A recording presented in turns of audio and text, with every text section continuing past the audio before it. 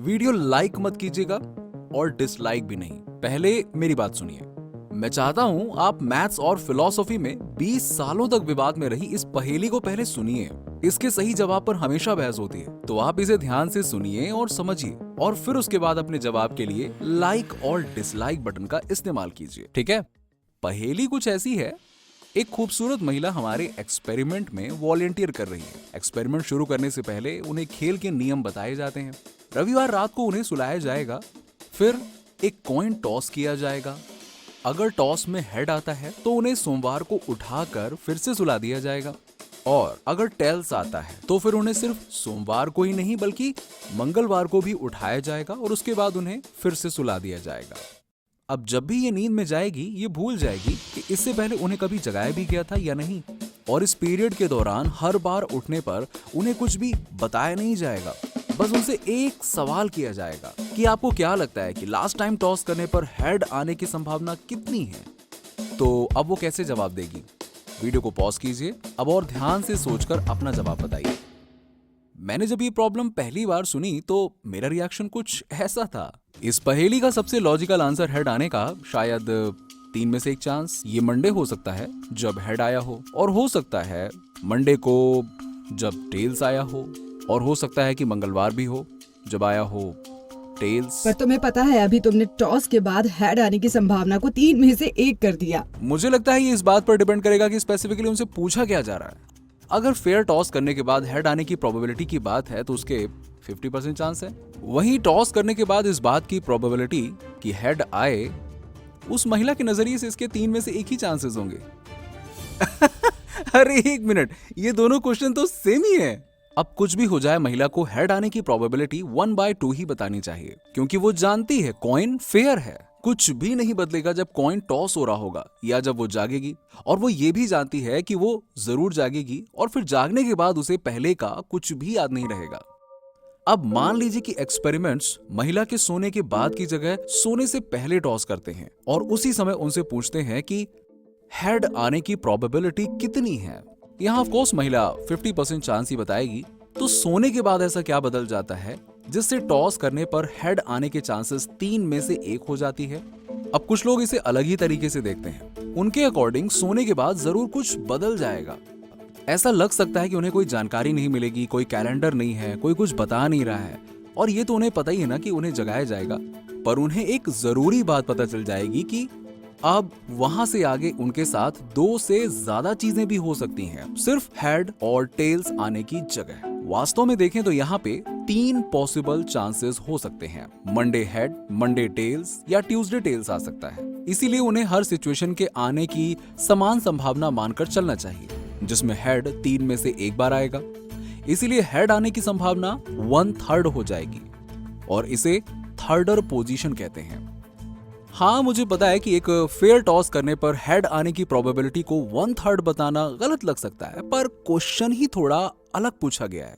Question ये होना चाहिए कि आप जागे हुए हैं, कितनी संभावना है कि टॉस करने पर हेड आया था, जो कि 1/3 है।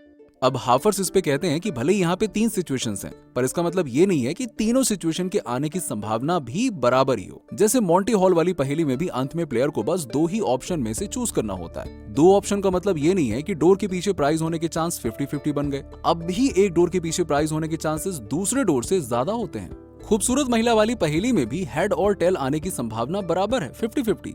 इसीलिए मंडे को हेड के साथ उठने के 50% चांस है, और मंडे या ट्यूसडे को टेल्स के साथ जागने के 50% चांस है। यहाँ टेल्स आने की संभावना मंडे और ट्यूसडे में 20-25% बढ़ गई है।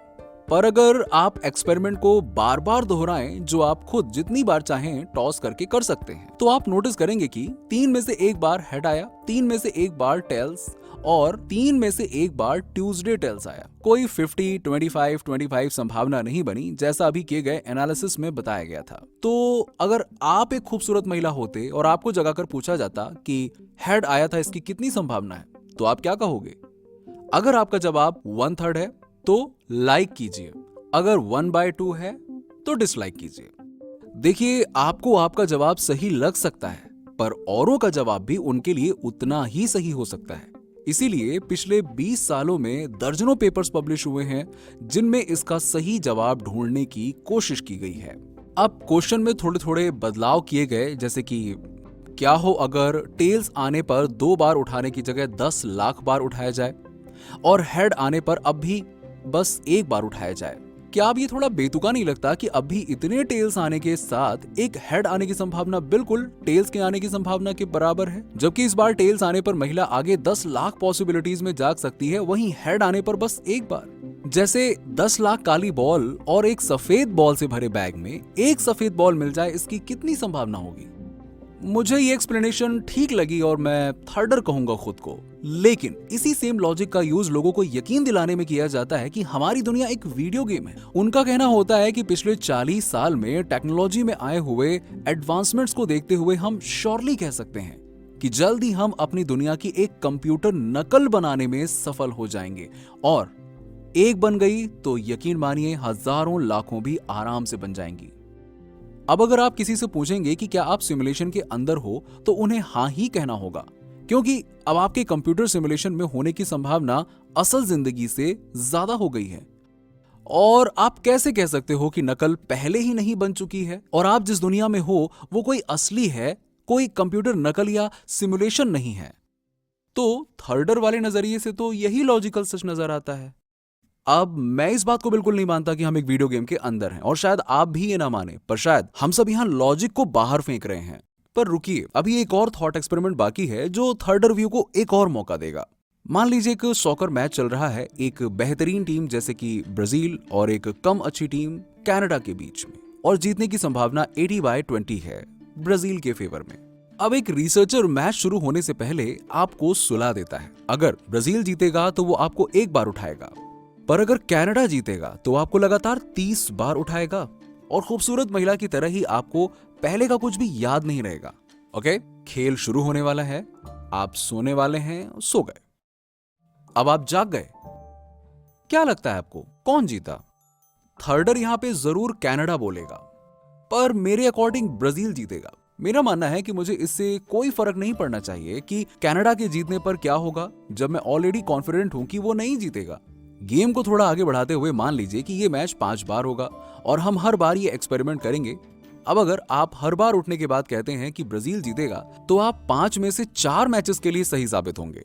पर वहीं अगर आप हर बार कनाडा कहते हैं तो आप उन 4 गेम्स के लिए तो गलत होंगे, पर आप लगातार 30 बार सही साबित होंगे जब कनाडा की जीत का सवाल दोहराया जाएगा। अगर आपको सही जवाब बताने में कोई इनाम मिल रहा है तो कनाडा बताना ही फायदेमंद रहेगा, पर अगर आप ज्यादा से ज्यादा एक्सपेरिमेंट्स का सही विजेता बनना चाहते हैं तो आपको ब्राजील बोलना चाहिए। और यही खूबसूरत महिला वाली पहेली में हाफर और थर्डर व्यू के बीच के विवाद का मेन मुद्दा है। अगर आप टॉस के रिजल्ट को सही प्रेडिक्ट करना चाहते हैं तो हेड आने की संभावना 50% है, पर अगर ज्यादा बार एक्सपेरिमेंट का सही जवाब देना है तो कहिए 1/3। अब मैं आपको बस एक आखिरी थॉट एक्सपेरिमेंट बताना चाहता हूं। मान लीजिए कि आप श्योर हैं कि इस ब्रह्मांड के बनने से पहले एक कॉइन टॉस हुआ। अगर हेड आया था तो बस केवल एक ही यूनिवर्स बना, और अगर टेल आया तो अनंत ब्रह्मांड बन गए, बिल्कुल हमारे वाले की हूबहू कॉपी, जिसमें आप जो सोच सकते हैं वो किसी न किसी में हो चुका है, किसी में पृथ्वी ही नहीं है। अब आपका कॉन्शियस होना बिल्कुल खूबसूरत महिला के जागने जैसा है। आपको नहीं पता आप किस ब्रह्मांड का हिस्सा हो, जो खुद में इकलौता है, या मल्टीवर्स का है जिसमें आप जैसे खरबों हैं, पर आपको यह जरूर पता है कि अनंत ब्रह्मांड मौजूद हैं। तो बताइए आपको क्या लगता है, आप मल्टीवर्स का हिस्सा हो या इसके चांसेस भी 50-50 हैं?